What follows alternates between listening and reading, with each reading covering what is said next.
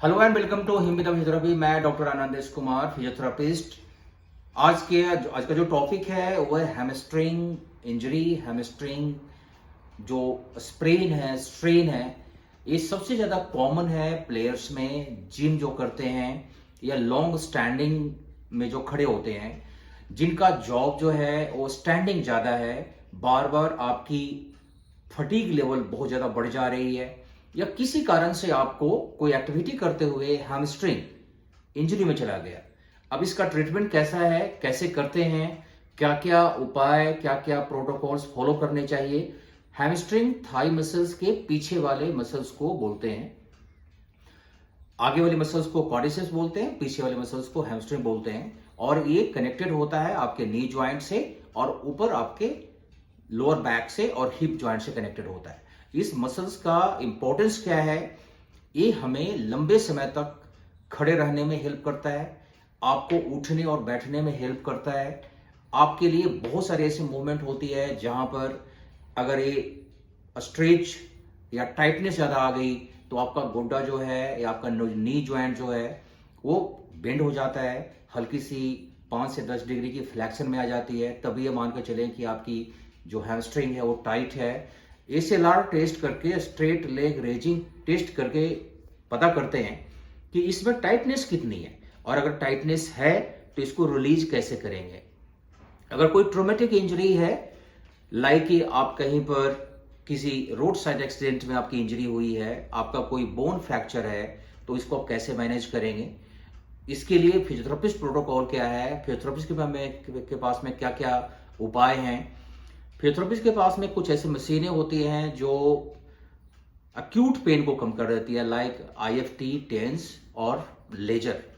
एक इंपॉर्टेंट इसमें मशीन और है जिसे बोलते हैं अल्ट्रासोनिक थेरेपी, और ये काफ़ी तेजी से टेंडनाइटिस और मसल्स इंजरी को ठीक कर देता है, पेन को कम कर देता है, सूजन को कम कर देता है, आपके सर्कुलेटरी फ्लो को काफ़ी बढ़ा देता है, मसल्स की जो टाइटनेस है उसे कम कर देता है। तो इस तरह से आपके जो पेन का जो मेन ट्रिगर पॉइंट है, जिसके कारण से पेन ट्रिगर होती है, वो कम हो जाता है।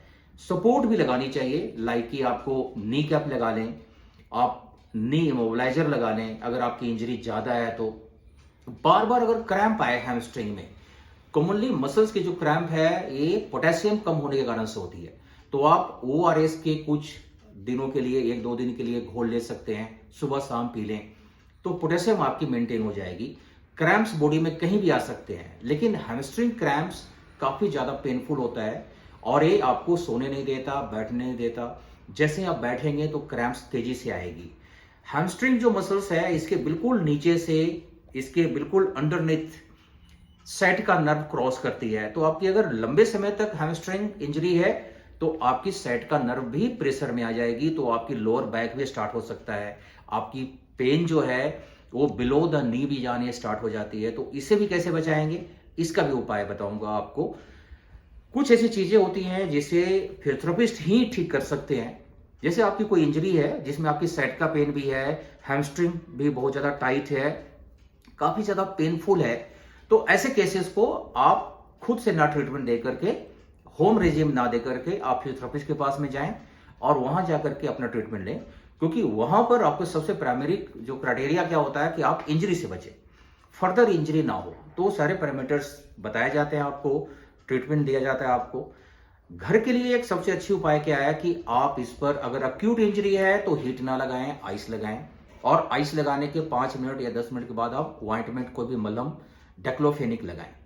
अगर आपकी क्रोनिक इंजरी है और कोई फ्रेश इंजरी, कोई चोट नहीं लगी है, तो आप इस पर डायरेक्टली हीट दे सकते हैं आधे घंटे के लिए। आधे घंटे के हीट के बाद आप इस पर ऑइंटमेंट लगा दें, मलहम लगा दें, और उसके बाद आप अगले आधे घंटे तक आप रेस्ट में चले जाएं। इससे आपका काफी तेजी से ठीक हो जाता है हैमस्ट्रिंग के पेन, और आपका गुड्डा भी सीधा होना शुरू हो जाता है। झुकते समय अगर आपको हैमस्ट्रिंग टाइट फील हो तो उसके लिए माइल्ड स्ट्रेचिंग करनी चाहिए। कभी भी ओवर स्ट्रेच ना करें मसल्स को। ओवर स्ट्रेच करने से मसल्स हमेशा टूट जाते हैं, उसमें पुल आ जाता है बहुत ज़्यादा। जिम वाले स्पेशली इस बात को ध्यान में रखें कि कभी भी फटीग मसल्स को ओवर स्ट्रेच ना करें, क्योंकि किसी भी चीज़ को तोड़ने के लिए सबसे अच्छा उपाय है कि उसको एक लेवल के बाद खींच दें, स्ट्रेच कर दें, तो मसल टूट जाती है। तो ओवर स्ट्रेच ना करें, माइल्ड स्ट्रेचिंग करें, डीप मसाज करें, सुपरफिशियल मसाज करें, जैसे एफ्यूराज मसाज बोलते हैं, ये करें, हीट लें और सपोर्ट के साथ में अपने आप को ठीक रखने की कोशिश करें। अगर आपका 2 से 3 दिन में नहीं ठीक होता तो थेरेपिस्ट के पास में आएँ। हिमवेदा फिजियोथेरेपी मेरा क्लिनिक है, यहाँ पर आएँ। होम विजिट हमें बुला सकते हैं आप, हम होम विजिट भी दे देंगे आपको। ट्राई सिटी में चंडीगढ़, पंचकूला एंड मोहाली में ये सर्विस अवेलेबल है। तो आपको 1 बाय 1 बताता हूं कि इस तरह के केसेस में ट्रीटमेंट कैसे देते हैं घर पे, और थेरेपी फिजियोथेरेपिस्ट अपने क्लिनिक में कैसे देता है। सो स्टार्ट करते हैं। जैसा मैंने आपको सारा डिस्क्राइब किया हुआ है अभी हैमस्ट्रिंग इंजरी के बारे में, चाहे स्प्रेन हो, स्ट्रेन हो, ट्रोमेटिक इंजरी हो, कोई एक सब्जेक्ट है जिस पर मैं सारा कुछ करके दिखा रहा हूँ। हैमस्ट्रिंग इस मसल्स को बोलते हैं, पीछे वाले जो मसल्स है इसे हैमस्ट्रिंग बोलते हैं। ये आगे थाई का पीछे का मसल्स होता है। ये कॉमनली ये मसल्स जो है इंजरी किस कारण से होते हैं ये तो मैंने बता ही दिया। अब इसका ट्रीटमेंट क्या क्या है। अब सबसे पहले बहुत कम छोटा सा पेन है आपको। सपोज कि आप पैर को उठा रहे हैं और पैर इससे ज्यादा ऊपर नहीं उठ रहा, इसका मतलब है ये पीछे का जो हैमस्ट्रिंग मसल्स है ये टाइट है। अब इसको रिलीज कैसे करेंगे। इसने छोटे से तकलीफ के लिए इसको स्प्रेन बोल सकते हैं, स्ट्रेन बोल सकते हैं, या फिर मसल ट्विच हो जाती है, कभी कभार क्रैम्प आ जाते हैं, उसके कारण से भी पेनफुल होती है। आप इस पर डीप मसाज करें, मलहम लगाएं, उसके बाद हीट ले लें। हीट लेने के बाद आधे घंटे के लिए रेस्ट कर लें और उसके बाद आप नी कैप लगा लें, यहां से यहां तक नी कैप लगा लें, या फिर गर्म पट्टी बांध लें। गर्म पट्टी बांध करके आप अपना काम करें। आप देखेंगे कि अगले 1 से 2 दिन में ही ये कम हो जाती है। अगर कम नहीं होती तो आप कोई भी माइल्ड सा पेन किलर ले सकते हैं, और वो भी अपने मेडिकल प्रैक्टिशनर से पूछ सकते हैं, हमसे पूछ सकते हैं कि हम ये लें या ना लें। डेक्लोफेनिक में भी आपका पेन कम करने का और सूजन कम करने की ताकत होती है। जो ऑइंटमेंट होता है उसको 2 से 3 बार लगाएं कम से कम, और कोई अच्छा सा ऑइंटमेंट लगाएं जिसमें डेक्लोफेनिक ही हो।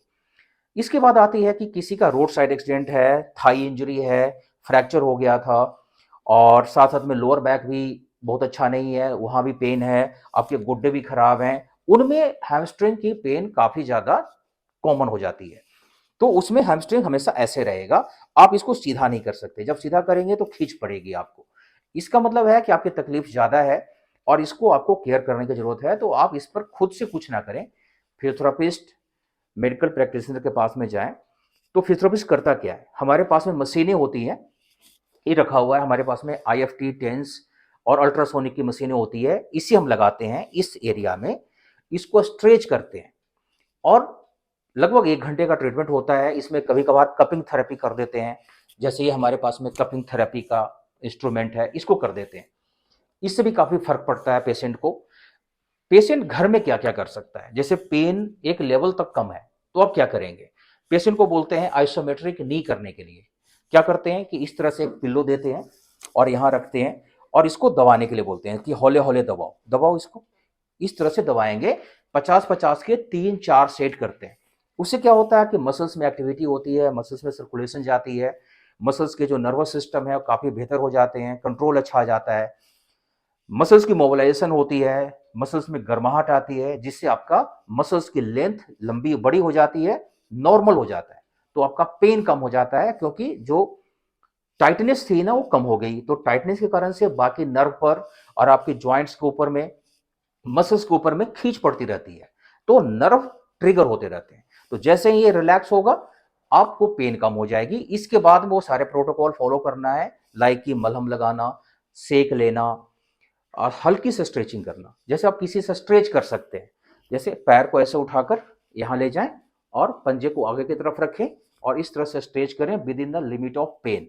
जब यहां तक आए, पेशेंट को पता हो कि यहां तक पेन है, तो हौले हौले 3 से 4 बार ये मूवमेंट दे दें, 1 2 3, फिर से वापस कर दें।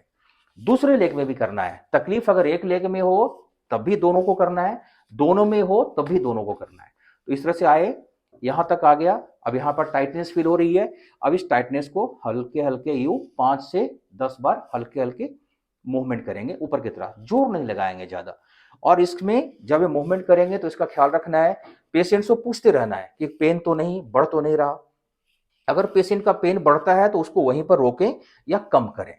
पेशेंट खुद कैसे कर सकता है। सपोज कि आपने आपकी तकलीफ जो है वो आपके कंट्रोल में है, तो उसको नी टू चेस्ट एक्सरसाइजेस बोलते हैं। जैसे इस पैर को मोड़ लिया, दोनों हाथ से पकड़ लिया, ये हम कॉमनली एक्सरसाइजेस करवाते हैं लोअर बैक के लिए, क्योंकि लोअर बैक में भी यही मसल्स टाइट हो जाती है। साइटका में भी करवाते हैं क्योंकि यही मसल्स टाइट हो जाती है, हैमस्ट्रिंग। तो इसको नी टू चेस्ट एक्सरसाइज बोलते हैं, जिसमें आपके कमर के मसल्स और थाई के मसल्स को स्ट्रेच किया जाता है। साथ साथ में क्या बोलते हैं पेशेंट को, ये करने के बाद फुट मूवमेंट कर लें, अप एंड डाउन 50 से 100 बार ये फुट मूवमेंट कर लें, अप एंड डाउन करो, ये फुट मूवमेंट कर लें, ठीक है।